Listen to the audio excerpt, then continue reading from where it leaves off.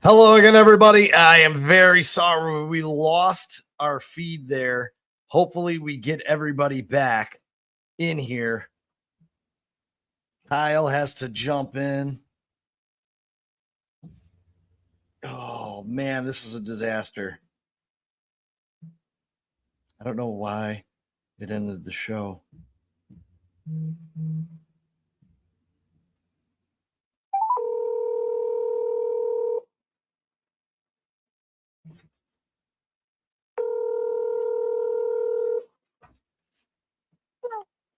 Hello? Hey, Liz, tell Kyle to go jump back in pretty quick. Okay. All right. Yo, my bad. I killed us. I killed us.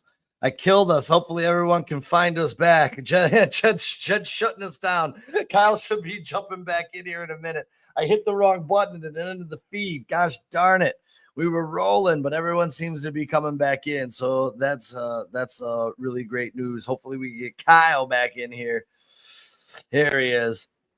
That was my bad, guys. I totally crushed that. We got Mike and John back. Hopefully TJ, hopefully Bruce can jump back in here. My bad, guys. Everyone is Everyone's slumping. yeah. I love John. John, you're my boy.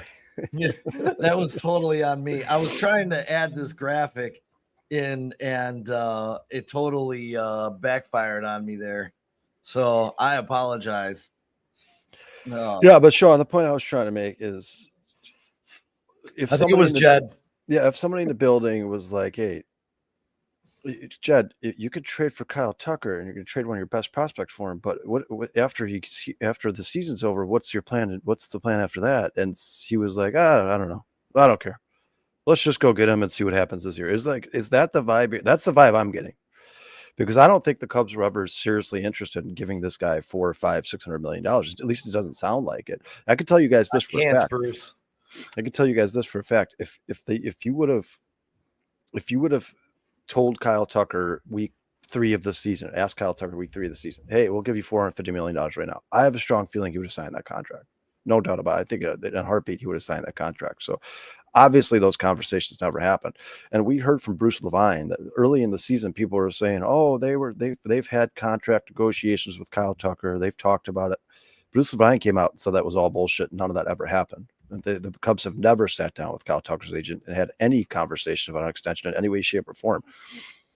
I mean, you would at least hope that they would walk up to Kyle Tucker's camp and be like, hey, what exactly is it that you're looking for? What are you looking for? Like, what do you want, Kyle? And then at least say to his camp, hey, this is the best we can do. I agree with John right here. This is the point I'm trying to make. If they were serious about Kyle Tucker being here in the future, he'd be signed right now. If this was the Dodgers or the Yankees or the Padres, he would be signed already. You would already be locked up into the future for the Chicago Cubs, and they would have been willing to defer money into the future to keep this guy here. We've already heard Tom Ricketts come out and say he doesn't like deferring money. He doesn't like this is the way this organization thinks. This is the way they run this. It's a losing mentality. It's a mentality of mediocrity. This team is, I think they're more concerned with selling tickets than they are winning championships. I mean, you guys, you're watching it right now.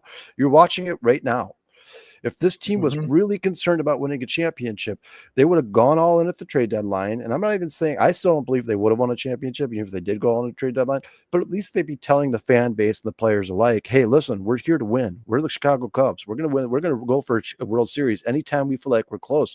We're going to try to win a championship every single year. And we want to set the standard. We want the Dodgers to be looking up at us. That is not who we are. That is not who the Cubs are. The Chicago Cubs are. They're the third most valuable organization in baseball who act like a mid-tier team.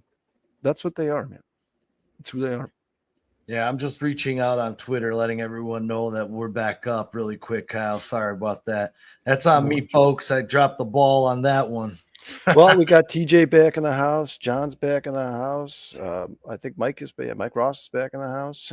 Mike said, who hit the self-destruct button? I think that was Craig Counsell. I don't know. He'd pick any of them. Well, All right, so going to Wrigley, basically, yeah. You know what, I TJ? agree with that 100%. I'm with you. I agree with you 100%.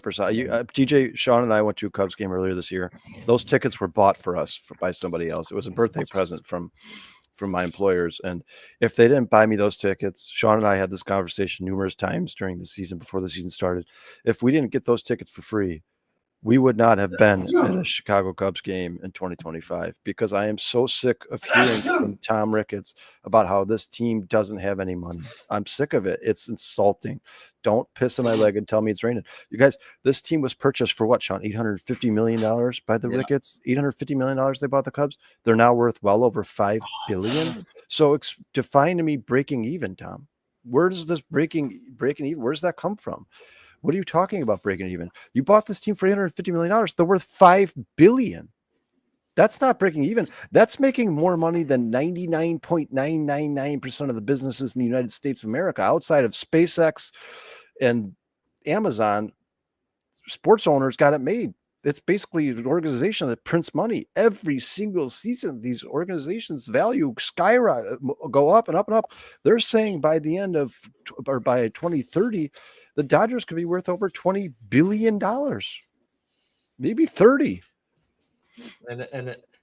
And for the Cubs, like we said last week, they haven't figured out. Ricketts hasn't figured out that winning creates capital, and for a smart businessman, he could be not only owning the neighborhood, but quadrupling his profits by winning championships. Winning makes money, guys. Don't let any sports owner tell you otherwise. Winning makes money. And Broski, the Blue Jays have been on fire. They've been a really hot team since a little bit before the All-Star break. Actually, they went into a series with the Yankees down 3 games in that division, and a week later they were up 3 games in that division. They have been absolutely amazing. But the best team in baseball right now, in terms of record, is the Milwaukee Brewers. And it sucks to say it, but that's just the truth. The Milwaukee Brewers have a 5-game lead on every team in baseball right now. The Milwaukee Brewers have won 13 in a row, and they've won like 45 of their last 50. They're actually on one of the best runs I've ever seen in the history of professional sports. I mean, they almost can't lose.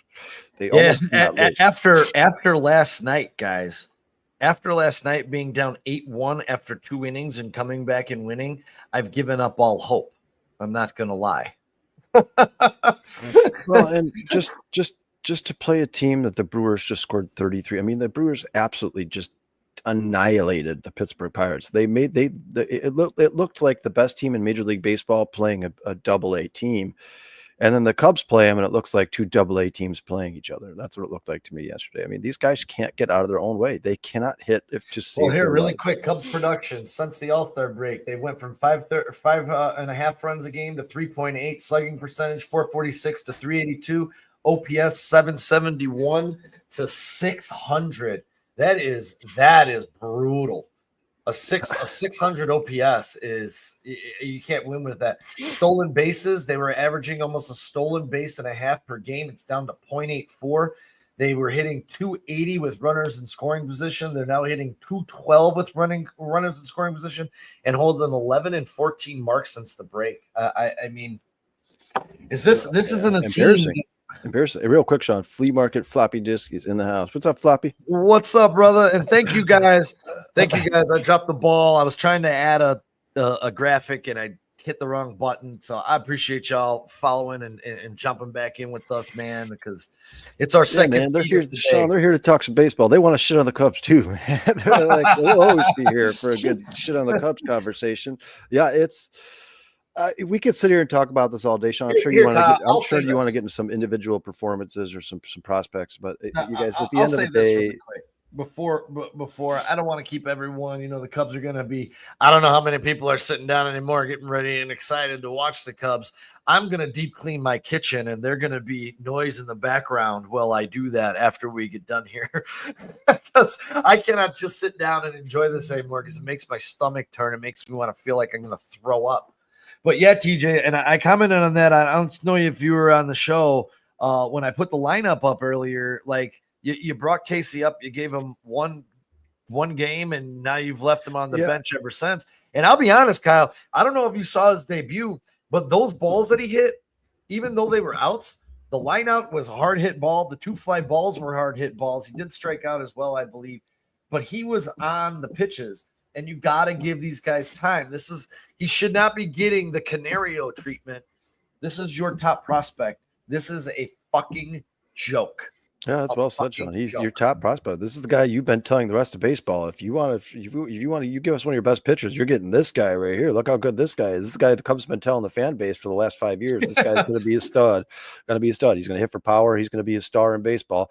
And then he gets up here, and the Cubs are like, "Why don't you just sit down there, Caissie, and you just watch?" Like, well, if he's so good and he's the future of the Chicago Cubs and he's a top 100 prospect in baseball, maybe he could have been the spark, but if you bring him up here just to sit his ass on the bench, Sean, did you see Caissie's interview, by the way? I did not. You want to talk about a subtle hint? You want to talk about sending a message? They asked Caissie, "What do you think you're going to do in your stint in the major league in your first stint in Major League Baseball?" You know what he said? "I can change the trajectory of a team. I can change a team." That's what he said. I wonder who he's talking to. I'm going to say it's probably Craig Counsell. Like, he's basically saying, Craig, it's even Owen Caissie, the prospect, who was 23 years old, who just came up here, is like, Craig, it's whatever you're doing is not working. Like, if it takes me to change the trajectory of this team, then put me in. But I love some of these comments here, Sean. I want to get some of these. Yeah. Like Ross says, even if the Brewers start playing like the Cubs start playing like Brewers, they still are not winning the division. I agree with you 100%. That division is out of hand, guys. That's gone. I don't care about the only way. The only way the Cubs have like Ross says, I'm a glutton for punishment. Is with a 5-game sweep. And there's still what, 4 games back? Yeah, but the schedule for the Brewers gets insanely tougher. I don't think it matters. You guys, let's talk about at some point. At some point, it's going to matter. At some point, it's going to matter. And Sean, fact check me here, because I might be. The Brewers have, you guys, they have now swept a series with the Dodgers. They've swept a series with the Mets. They've swept a series with the Phillies. They've looked good against the Cubs, even when the Cubs are playing well. I mean, at the end of the day, you guys, and the Brewers aren't just beating the Pirates. They're not just beating the Reds. They're not just beating the bad teams in baseball. They're beating the living shit out of them. Like I said, it looks like the Brewers are one of the best teams in baseball playing a AA team. That's what the Brewers are doing to everybody right now. They're just beating the shit out of everybody. The Brewers, to me, and I hate to say this because you guys know I'm a lifelong Cubs fan. I love the Cubs more than anybody on the planet, but they, to me, look like the team of destiny. If you put a gun to my head right now and say, who is the team of destiny in Major League Baseball this season? I can't. How can you not pick the Milwaukee Brewers? They've won like 45 out of their last 50, and they've doing it by beating all the big boys that were in front of them. And off topic, because, we're all big fantasy guys here. Travion Henderson, 4 carries, 20 yards, and a touchdown, and no longer playing in the game. So that's 5 yards carry, another touchdown. Number 9 overall pick in my upcoming draft, which would be the late third round. Well, not the first round.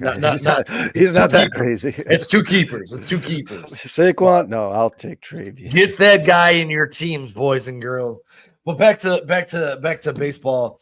Yeah, I mean, Sean, this conversation go on and on and on. At the end of the day, guys, for me, if you want a synopsis of the Chicago Cubs since the All-Star break, first of all, there is no fix it quit. There's nothing the Cubs can do to pull themselves out of this slump. At this point, this is, I think, who the Cubs are for the rest of the season. They might have a couple flashes here. We saw a game, a couple runs in them. Yeah, who was the team? Was it the Blue Jays? Was that the game where they scored like 12 runs? It was the Cardinals? Game 2 against the Cardinals where they scored like 13 runs. You're still going to see some of those games here and there because even how bad the Cubs are playing, they're going to run into pitchers who are playing like the Cubs, basically, and the Cubs are going to make them look silly. But outside of that, you guys, this team is not winning this division. They're certainly not good enough to win a World Series. I'd be hard pressed to find somebody to convince me they're going to win a playoff series or a wild card game. I don't think it's going to happen. I think the Cubs are pretty much out. I'd stick a fork in them. This is rock meets bottom for me, and unless they change their organizational ways, unless they change the culture in that locker, unless Tom Ricketts comes out and says, you know what? We're going to be the Chicago Cubs. We're going to set the standards in Major League Baseball. We're going to spend a bunch of money and try to win World Series consistently. I think this is probably the Cubs team we're going to be watching for the rest of our lives, guys. And it's depressing and it sucks. But basically, you're going to have to go through these motions every 10 years now, right? Like they're going to have to go build the farm system up for 8 years, add a couple pieces in free agency, and hope that everything goes right and they win a World Series. And then once those guys, like the same thing happened with Bryant, Rizzo, and Baez, once they're done with those guys, they trade them all. They're going to rebuild their farm system, develop all these guys, bring them up after 8 years, hope that everything goes right. They can World Series and then start all over again. As far as I'm concerned, that's who the Chicago Cubs are for the foreseeable future, unless the Ricketts sell the team. We're gonna get into it because the Cubs are starting here, and I mean we can talk into it just a little bit if we like. Not a big deal to me. I don't know if it will be to anybody else, but just a quick trip out to the farm, really quick. For me, the graphic I was trying to get in there that I forgot to put in was this one on Kevin Alcantara. When the top 100 came out, he just missed it. This is his second half of the season. Yesterday, he was 2 for 2 with 2 walks, 2 RBIs, and no strikeouts. That was last night. Another piece of a future puzzle. The Cubs' top 5 pitching prospect, Aaron Rodriguez, he struck out 9 over 5 scoreless. In Wednesday's performance, it was his best. And another amazing performance from Myrtle Beach's starter, Justin Florentino. 6 innings pitched, 3 hits, no earned runs, no walks, 7 Ks on June 15th. He left his second start with a 5.59 earned run average. He's now lowered his earned run average in every single outing since then, giving up 4 total runs in 44.2 innings pitched, and now sits at a 1.66 earned run average for the season. Well, Sean, and Florentino's the guy that the Cubs were high on when they acquired him. They think this guy is going to be an absolute stud in Major League Baseball. And over his last 4 or 5 starts, guys, he's starting to look like exactly the guy they were telling us he's going to be. They just had a huge piece on him on MLB.com. Oh, they did? It was like 2 or 3 days ago. He made MLB.com. He made that Major League roster website. Listen, guys, I've talked about it, Sean. They need all these guys to come up here and all be good. That's the only way the Cubs want to win. That's the only way it makes sense. That's the only way the Cubs want to win. And real quick, I just want to address this comment. Breaking news: Bruce did the luxury of giving us the lineup. We appreciate it, Bruce. And Mike Ross follows that up with, "That looks like a one." That looks like a one-run lineup. yeah, it does. You know why, Mike? Because it looks like the same lineup we've seen every other day since this slump started. Like, why is put Horner? Come on, that's a fat lineup, dude. Sean, put Happ back in the lead-up spot. That's what they should. The first 4 months of the season, the first 3 months of the season, guys, when the Cubs are hitting, what was the rotation every day? Happ was leading off. Happ can take walks.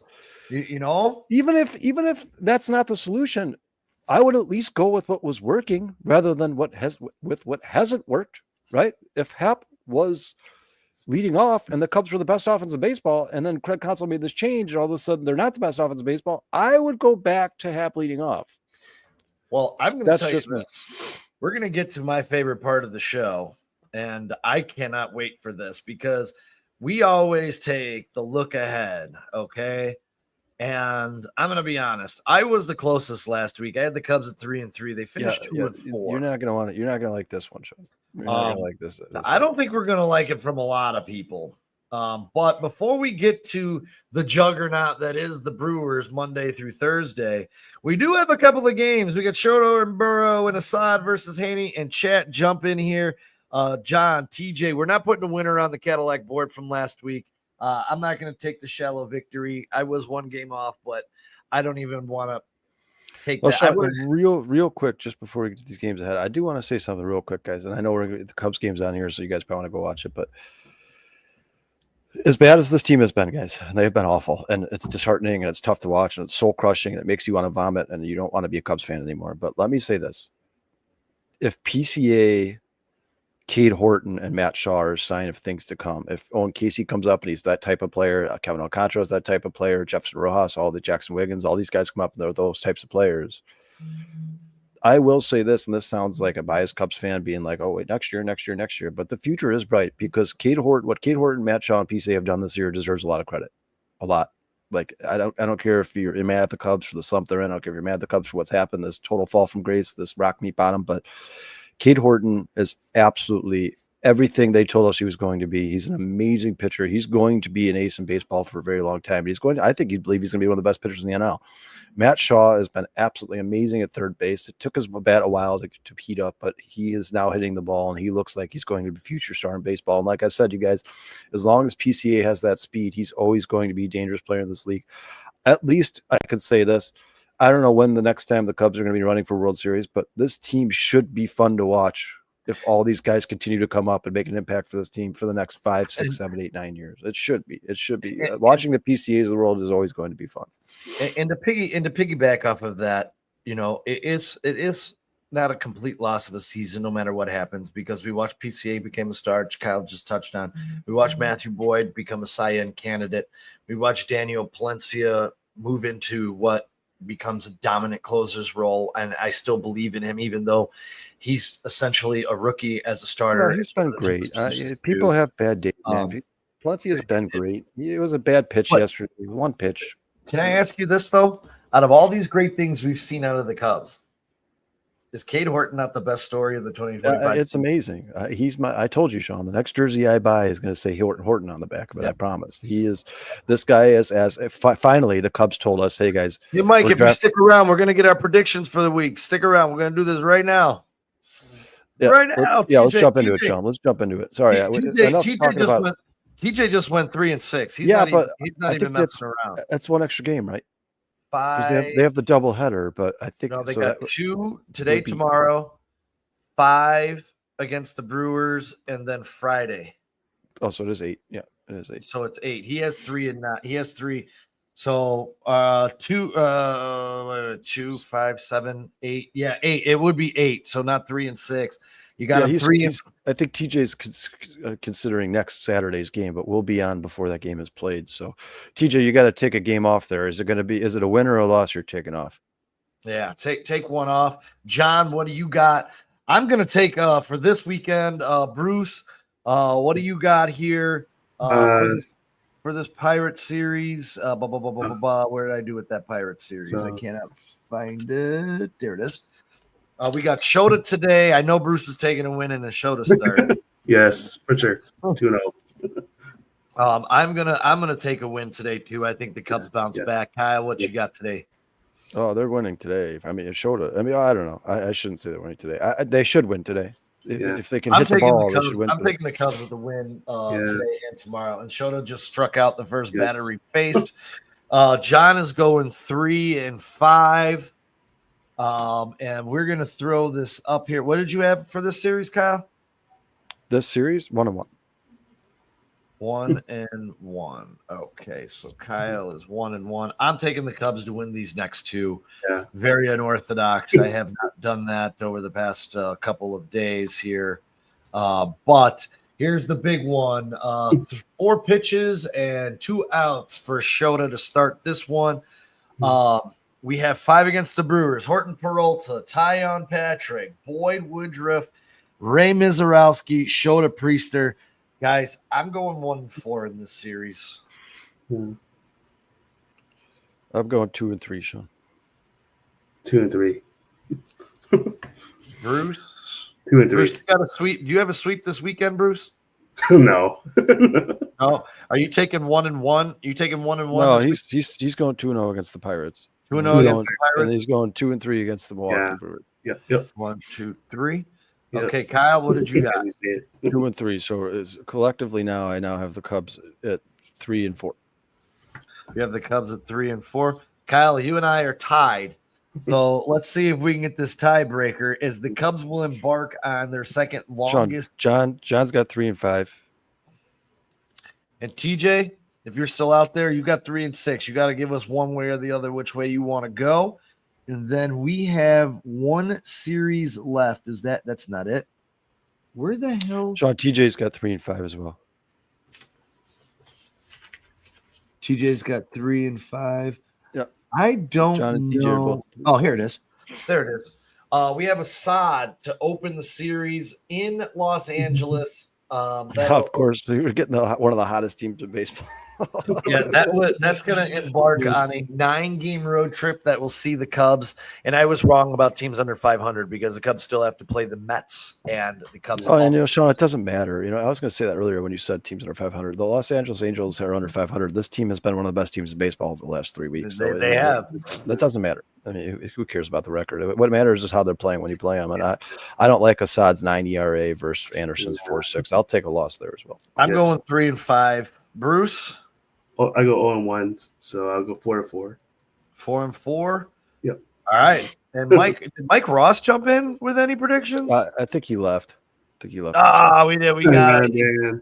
He wants to go be a glutton for punishment a little bit faster than everybody else. Although that first inning was smooth for Shota. Low pitches, easy out. I'll tell you, Shota and Horton's last Sean, Matthew Boyd Matthew Boyd had 57 pitches going into the 7th inning yesterday, and the Cubs lost. The Cubs lost. Yeah. I mean, the Cubs still, Bush 853 OPS, Tucker 830, Suzuki 821. Not yesterday, sorry. Armstrong 819, and Carson Kelly. I mean, the first 5 hitters in the lineup don't show slumpage, and that's what's so weird. They were so good and so hot. They're going through this. Well, I mean, and we all expected Carson Kelly to come on. Carson Kelly's actually been batting. He's batting almost 300. Yeah, I know, but we knew the home runs were going to slow down. He hit 5 home runs in like 8 days. Like we knew that wasn't Carson Kelly. All the people in the chat knew that wasn't Carson Kelly. Burrow has let up. What was that stat they just said? That was astronomical. Well, let's go watch the game. As far as home runs this guy has 12 home runs allowed in 67 innings. John, we appreciate you, man. Thank you so much for joining the show today. Yeah, thank you guys, man. Commish, thanks for jumping back in, man. I think Mike's gone already, but if he's not, Mike, we appreciate you. John, TJ, great in the chat today, man. Really appreciate it. You guys, thanks for coming market back. Floppy disk. Thanks for checking in. Broski Barry, I know you said you're not a huge fan of baseball, but we appreciate you for supporting 4-star Chicago sports. Dustin and Brennan were on the show today, guys. 2 of the 4 stars themselves. Everybody I forgot to mention. We appreciate everybody so much. Please hit that like and subscribe button if you haven't already. If you're watching on Twitter, please go over our YouTube page, 4-Star Chicago Sports, and hit that subscribe button. All of you guys have a wonderful day. I hope the Cubs win. I hope they can turn this around. They're definitely not winning the division, but at least give us some fun baseball to watch for the rest of the season here. And we love you. We appreciate you. Take care of yourself. And I want to be wrong. Take care of each other, man. Big sweep against the Brewers. Let's go. Yes. Oh, rip down in the gap. All right. We're off to a hot start. We love y'all. Go check out the Cubbies. Peace.